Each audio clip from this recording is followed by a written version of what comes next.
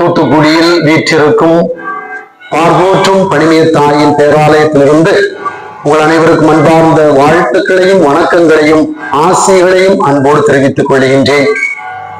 இன்றைய நாளில் மாதாவை மகிமைப்படுத்துகின்ற விதமாகவும் 2 முக்கியமான காரணங்களுக்காக இந்த பவனியானது மேற்கொள்ளப்பட்டிருக்கின்றது.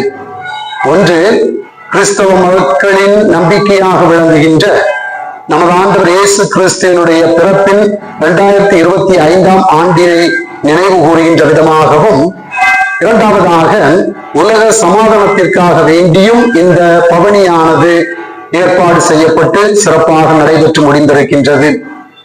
இந்த பவனியானது உலக சமாதானத்திற்காக முக்கியமாக இன்றைக்கு நாம் பார்ப்பது நாடுகளுக்கிடையே சண்டை, உலக நாடுகளுக்கிடையே அமைதி இல்லாத ஒரு சூழ்நிலை, குடும்பங்களில் சமாதானம் இல்லாத சூழ்நிலை, இவ்வாறு நாடுகளும் உலகம் முழுவதுமே போர்களும் சண்டைகளும் நிறைந்திருக்கக்கூடிய சூழ்நிலையிலே உலகத்தில் சமாதானம் நிலவ வேண்டும் என்பதற்காக பணிமிய பேராலயத்தை தேடி வரக்கூடிய மாதாவின் பிள்ளைகளாகி நாங்கள் அனைவரும் ஒன்று கூடி மெழுகுதிரிகளை கைகளில் ஏந்தி கொண்டு மாதாவுக்கு பாடல்கள் பாடிக்கொண்டு ஜெபமாலை ஜெபித்துக் கொண்டு உலக சமாதானத்திற்காக பிரார்த்தித்துக் கொண்டிருக்கின்றோம்.